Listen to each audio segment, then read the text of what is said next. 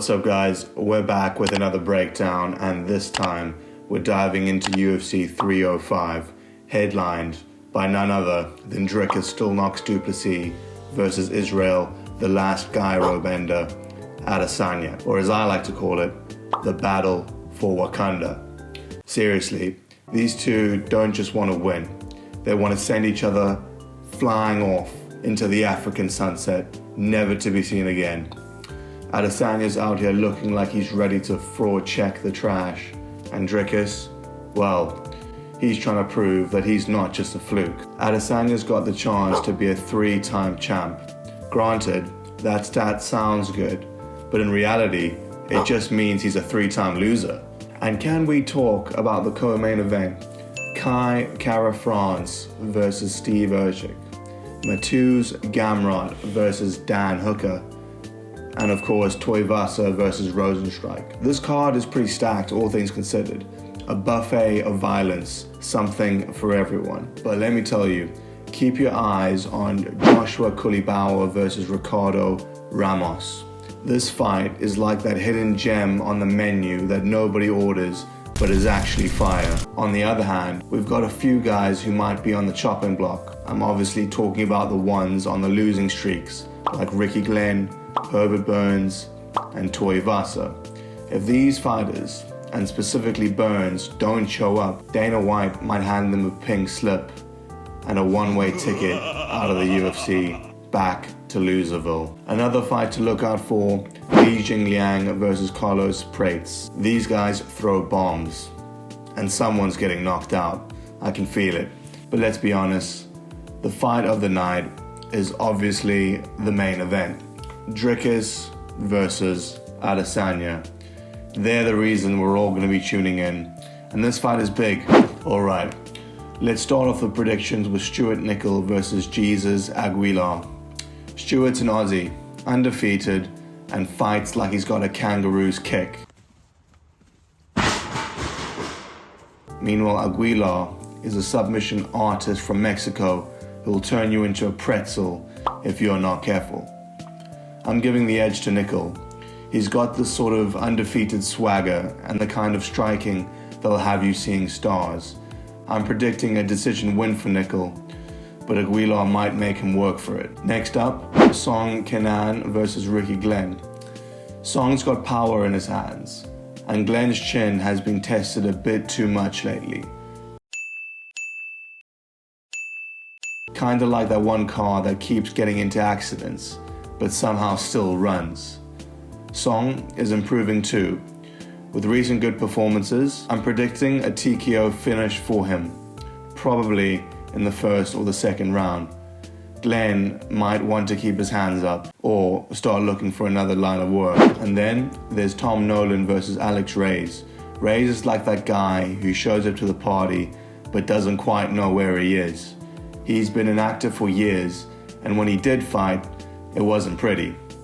Reyes has never really evolved with the sport, and at 37, it's not looking good. Big man thing, yeah? It's not looking good, bruv. It's not looking good. Nolan, on the other hand, is young, angry, and ready to make a statement. I'm calling it. Nolan is getting a TKO win after dropping Reyes with a big shot. Jenkins versus Herbert Burns. Jenkins is tough, has high pace, and versatile striking. Burns, well, let's just say he's been struggling lately. Jenkins should be able to stuff the takedowns and outstrike Burns, who has a tendency to mentally clock out when things get tough. I'm predicting a TKO for Jenkins in the later rounds. And as I mentioned earlier, I think Burns will be out of the UFC if he doesn't pull something out of the bag here. Then there's Casey O'Neill versus Luana Santos. Neil's tough, but Santos is on a tear, winning 5 straight. O'Neill is the more well-known fighter and generally favored in matchups, but her poor striking defense might get her into trouble here. Santos, with her slick grappling and improving striking, could pull off a submission win. I do think it's a competitive fight, but I'm leaning towards Santos. Joshua Culibao versus Ricardo Ramos is another exciting one. Culibao's fundamentals are strong, and he's a tricky striker with a good fighter IQ. Ramos is talented, but inconsistent. He's got more finishing ability, but his decision making is all over the place. I'm going with Culibao here. His fundamentals should keep him grounded, but I think he'll outpoint Ramos with striking and intelligence. I'm calling a decision win for Culibao. Now, for the big boys, Tafa versus Walker. Tafa's got the power and the speed, but Walker, well, he's got the size. But that's about it. He's massive, but slow moving, with questionable cardio. Tafa should be able to outstrike Walker and get a first round KO. Walker, in my opinion, is going to have a hard time keeping up with Tafa's pace and athleticism. Probably the most exciting fight on the card. Jingliang is a marauder, always looking to KO his opponent, but he's coming off a long injury layoff, which obviously raises concern. Prates is younger, more dynamic, and more active recently with a solid track record. I think Prates has the edge here. His length and speed will be tough for Jingliang to deal with, and I'm predicting Prates by KO. Tuivasa versus Jairzinho Rozenstruik. Tuivasa's been on a rough patch, 4 losses in a row, and it's starting to look like he's thinking more about the after party than the fight. Perf's good. Probably be better drunk, but it's alright. At the end of the fight, we got the boys from Cheats Meats. Looking forward to that, that's for sure. Knock this out and after party. Rozenstruik is the more technically sound striker with better movement and defense. I think Rozenstruik's going to pick Tuivasa apart with his stiff jab and leg kicks. I'm predicting a decision or knockout win for Rozenstruik, leveraging his power and technique. Next up, we have Mateusz Gamrot versus Dan Hooker. Gamrot is recognized for his lightning-fast reflexes, relentless wrestling, and cardio that just doesn't quit. Seriously, this guy is like the Energizer Bunny of MMA. He just keeps going and going. He's likely to control the fight with repeated takedowns and a relentless pace that's going to test Hooker's durability. Hooker, on the other hand, is a dangerous striker with a long, rangy style that's always fun to watch. But here's the problem. He struggles against high-level wrestlers, and Gamrot is about as high level as they come. Hooker is coming off a long layoff due to injury, and he's taken a lot of damage over his career, which raises some serious concerns about his durability in this one. My prediction? I'm picking Mateusz Gamrot to win by decision. He's going to use his wrestling to neutralize Hooker's striking and control the fight from start to finish. Hooker's tough, but I think Gamrot's relentless pace and grappling are going to be too much for him to handle. Alright, let's talk about Kai Kara-France versus Steve Erceg. Now, Erceg is favored here, and for good reason. The guy's been more active, while Kai's been on the sidelines dealing with injuries. Erceg's got the size, range, and the grappling skills that could really give Kara-France some problems.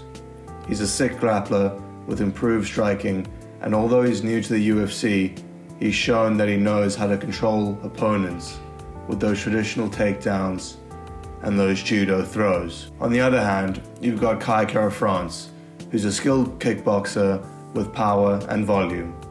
But he's been a bit vulnerable lately, especially to strikes. He's got strong takedown defense, but sometimes he's hesitant, and that could be an issue against someone like Erceg, who's going to be looking to take him down. Kai's got heavier hands and might have the advantage in hand speed, but coming off that split decision loss and fighting for the first time in over a year, it's a tough ask. I'm picking Steve Erceg to win by decision. I think his size, grappling, and overall control are going to be too much for Kai to handle.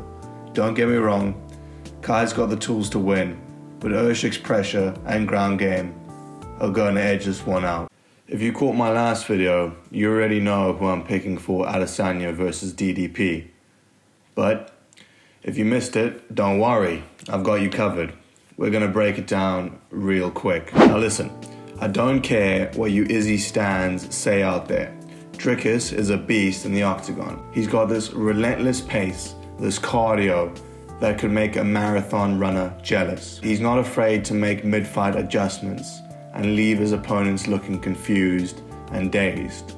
Du Plessis isn't just here to faff around, he's here to grind you down. Expect him to survive Izzy's early fireworks and then flip the scripts with pressure, volume, and some good old takedowns. Remember that head and arm throw he pulled off on Robert Whittaker? Yeah, I wouldn't be surprised if he's got something similar in store for Adesanya. Dricus is bigger and more physical than most of the guys Adesanya has ever faced. He's just got this aggressive style that just won't quit. On the other hand, we've got Israel Adesanya, the former champ known for his explosive starts and slick counter-striking. He's looking more muscular than before, like he's been hitting the weights instead of just the heavy bag. But here's the thing, Izzy tends to get predictable as the fight goes on, and that's where Du Plessis might find his opening. Now, don't get me wrong, Adesanya is still one of the most technical strikers in the game. His footwork and defense are top tier, and let's not forget, he's defended against takedown attempts from guys like Brunson. But here's the catch.